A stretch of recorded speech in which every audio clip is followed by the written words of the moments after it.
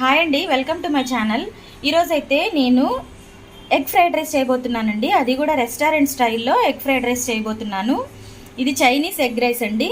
దీనికి కావాల్సిన పదార్థాలు, నేను 1/2 kg రైస్ తీసుకున్నాను. ఆ 1/2 kg రైస్కి తగ్గట్లుగా 3 ఎగ్స్ తీసుకున్నాను. అండ్ బాస్మతి రైస్ బాయిల్ చేసేసుకొని సరిపడగా ఉడకబెట్టేసుకొని పక్కన పెట్టుకున్నాను. తర్వాత వెజిటబుల్స్, క్యారెట్ 1 క్యారెట్ సన్నగా చాప్ చేసుకుని పెట్టుకున్నాను.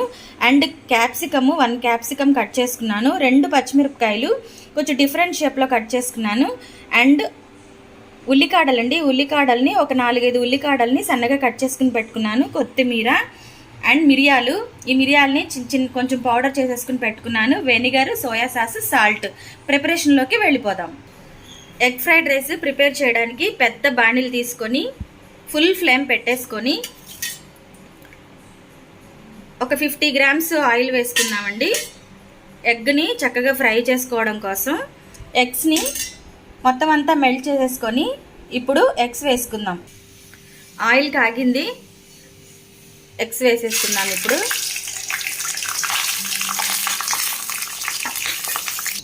ఈ ఎగ్స్కి సరిపడగా కొంచెం సాల్ట్ వేసుకొని, మరీ చిన్న చిన్న ముక్కలుగా కట్ చేయకుండా కొంచెం పెద్దగానే చేసుకోవాలండి.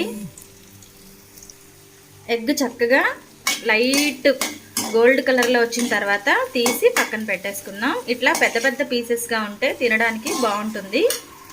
ఇప్పుడు కొంచెం ఆయిల్ తీసుకుందాము. ఆయిల్ తీసుకొని వెజిటబుల్స్ని ఫ్రై చేసుకుందాము. ఫస్ట్ ఉల్లికాడలు హై ఫ్లేమ్లోనే వేసుకోవాలండి. తర్వాత పచ్చిమిరపకాయలు, తర్వాత క్యారెట్, క్యాప్సికమ్.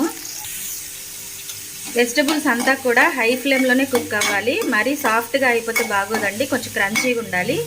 ఇలా వెజిటబుల్స్ని హై ఫ్లేమ్లో ఫ్రై చేసుకుందాం. వెజిటబుల్స్ 60% కుక్ అయిపోయిన తర్వాత మరీ సాఫ్ట్గా అవ్వకూడదండి. ఇప్పుడు మనం బాయిల్ చేసుకున్న రైస్ని వేసేసుకుందాం. రైస్ వేసేసుకున్న తర్వాత దంచి పెట్టుకున్న మిరియాల పౌడర్, రైస్కి సరిపడగా సాల్ట్, ఒక 2 spoons vinegar, 1 spoon soya sauce. ఇప్పుడు ఇవన్నీ కూడా కలిసేటట్టుగా కలిపేసుకుందాం. తర్వాత మనం ఫ్రై చేసుకున్న ఎగ్స్ని వేసేసుకుందాం. ఫైనల్గా కొంచెం స్ప్రింగ్ ఆనియన్స్ ఉంచుకున్నాను, అది అండ్ కొత్తిమీర ఫైనల్గా వేసుకొని కలిపేద్దాం. ఫైనల్గా ఫ్రైడ్ రైస్ రెడీ అయిపోయింది. రెస్టారెంట్ స్టైల్ అండి, చాలా బాగుంటుంది. ఇప్పుడు డిష్ అవుట్ చేసుకుందాం. ప్లేట్లోకి తీసుకున్నానండి ఫ్రైడ్ రైస్. మార్నింగ్ చేసిన చికెన్ కర్రీ ఉంది కాంబినేషన్గా.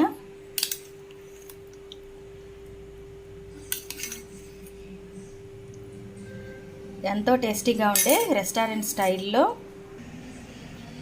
Egg fried rice and chicken curry. Video నచ్చిందా? రెసిపీ నచ్చిందా? నచ్చితే కనుక తప్పకుండా లైక్ చేయండి, కామెంట్ చేయండి, షేర్ చేయండి. మళ్ళీ కొత్త వంటతో కొత్త వీడియోలో కలుస్తాను. బాయ్.